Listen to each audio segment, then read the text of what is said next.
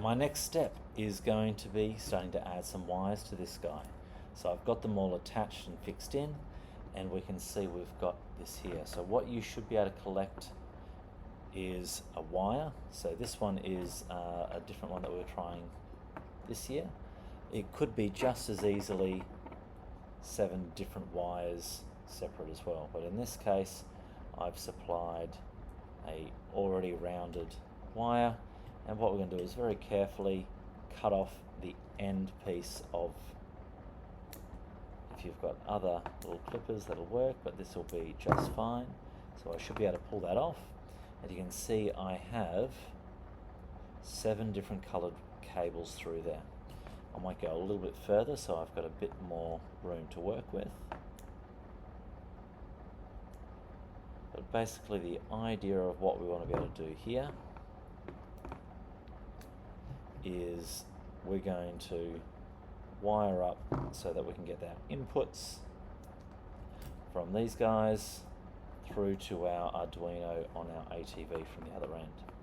So I've got these cables through here. What I'm probably going to do is I'm going to pause this video and I'm going to drop a hole through here so that I'm going to have my cable coming through so that I've got access to my cables from here, but it also then just makes it a little bit neater and a fixed point for it to go. So I'm going to pause that, and then you're going to see me end up with a hole in here that I'm going to use. Okay, so you can see now I've magically appeared a hole there so that when I drop these through, I've got, and I'm just going to keep that there so it kind of helps hold them a little bit in place. But when I work then from here, I've got a little bit of control over where he goes and what it's set up as. So notice we've got some typical colors here. So the ones that I'm going to make sure is ground is always going to be my black, my red is going to be the power, and then the other ones are going to be signals. So if we notice what I've got is I've got 2 momentary buttons over here.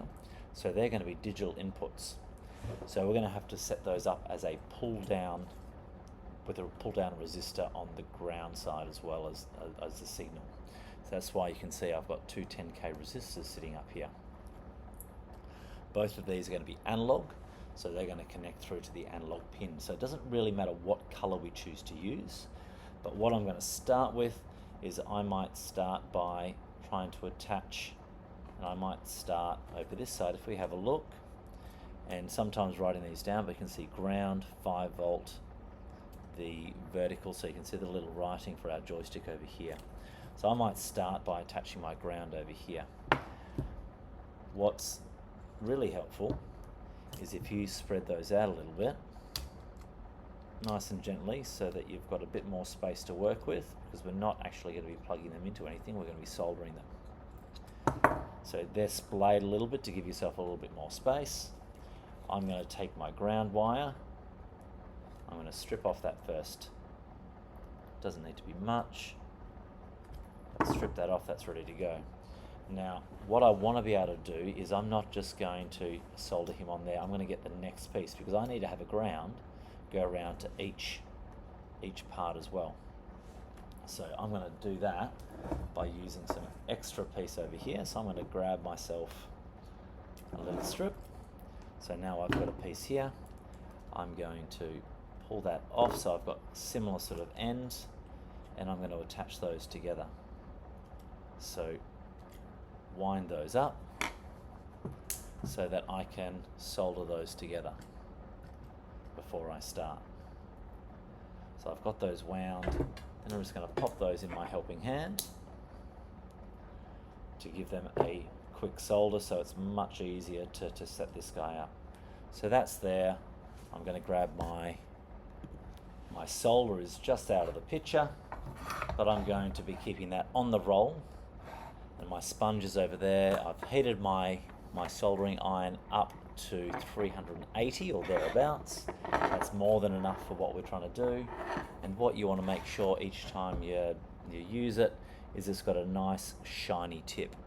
If it's not shiny, give it a little bit of a clean on the sponge, the brass sponge, And what we should be able to do is just give it a little touch, get a little bit of solder on it, make sure your fan is turned on, and then clean him up. So now I've got a nice clean tip ready to go.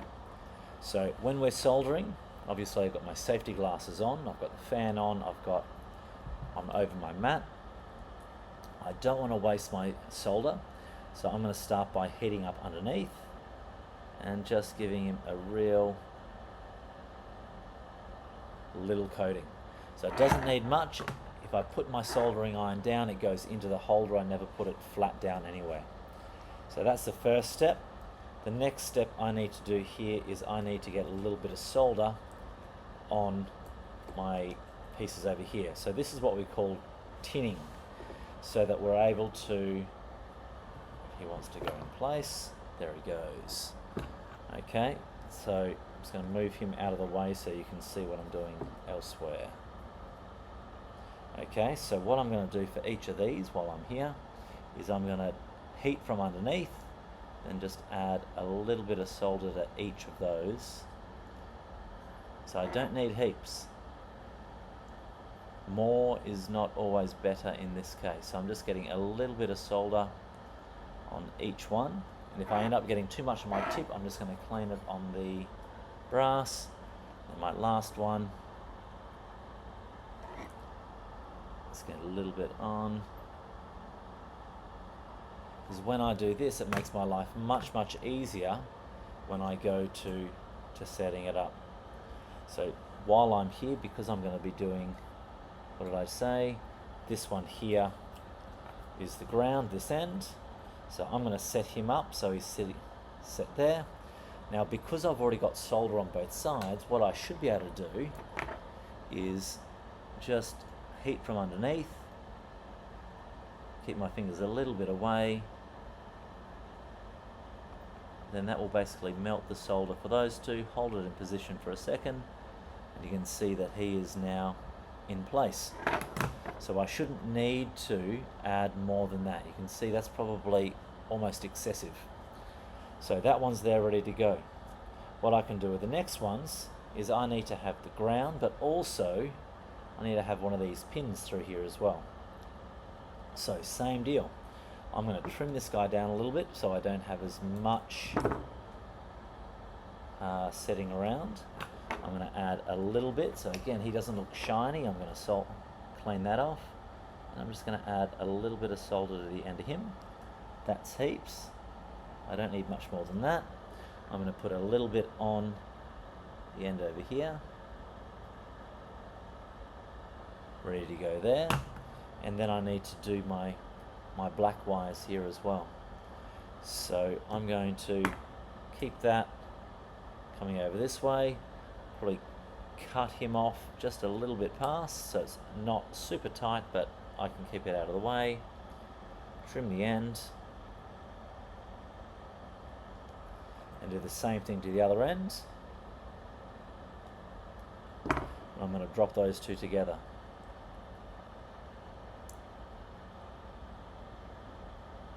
So give them a little twist together, grab that. It's always easier to use the helping hands where you can, particularly when you don't twist them together particularly well. That's there. Grab your iron, just a little bit from the top. And there we go. So they are now pre-soldered, ready to go. I've got this guy ready to go. So what I want to be able to do is I need to have this attached kind of in there like that. So I'm going to heat this up and see if I can just slide that through the hole. So heat it up a little bit. There he goes. That's perfect. I'm going to get this guy again, if I can get a little bit closer. Just heat them both up a little bit, and that should have enough solder that they will melt in without burning my hands. So I don't want to leave it there too long because that will melt. So you can see that's there. I've got heaps on there, and I'm just going to trim off that end. Oh no, that wasn't enough. Let's try that again.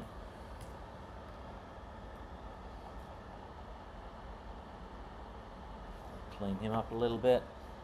You want to make sure that tip is shiny. Just a little bit. You can see that melted back in place, and now that looks better.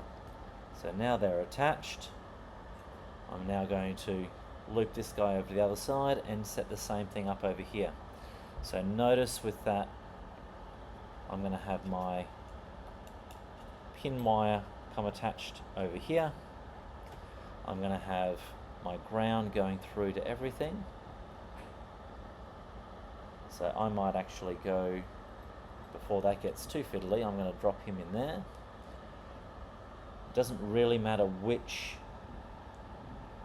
way we set up our ground wires, as long as they're all connected and they all end up being in parallel. So again, I'm going to trim off those two ends, connect them together. And that might be... I'm not having much success with that twisting, am I? So maybe I'll do them in there first.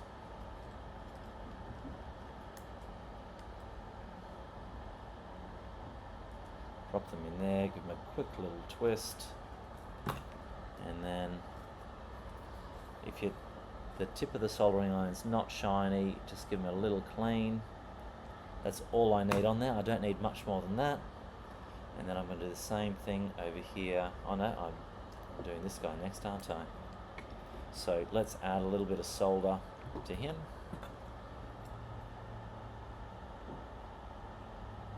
And while I'm doing it, I'm just going to do the other ones too. So again, if you have a look closely, we don't really have much on there. There's just a little bit. And now that I've got that set up, I should be able to bring that down, just kind of get him in place,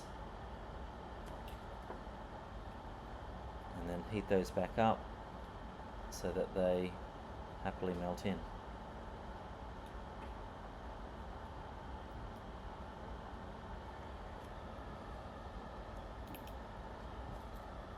Having a little bit of solder on the tip while you do this makes your life easier, not much, just because it helps increase that heat.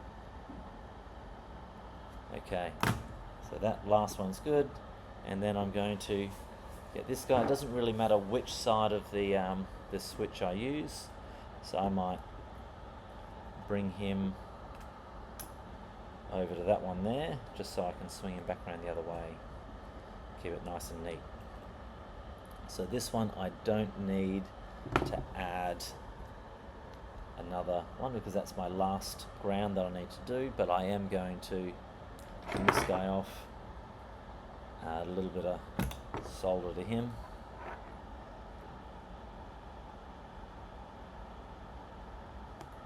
add a little bit of solder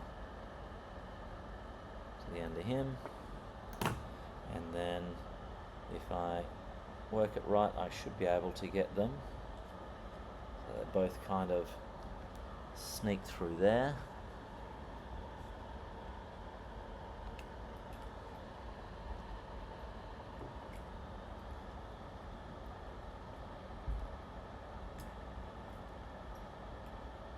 So this is where if I can get my helping hand to hold things in place, makes life a little bit easier. So bring the other arm over.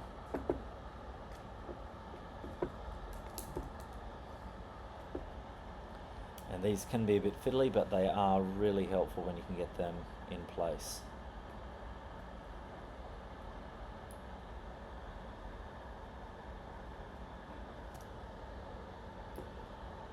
So that's probably not bad. I should be able to. I know the vision's not brilliant, but heat from underneath, a little bit of solder.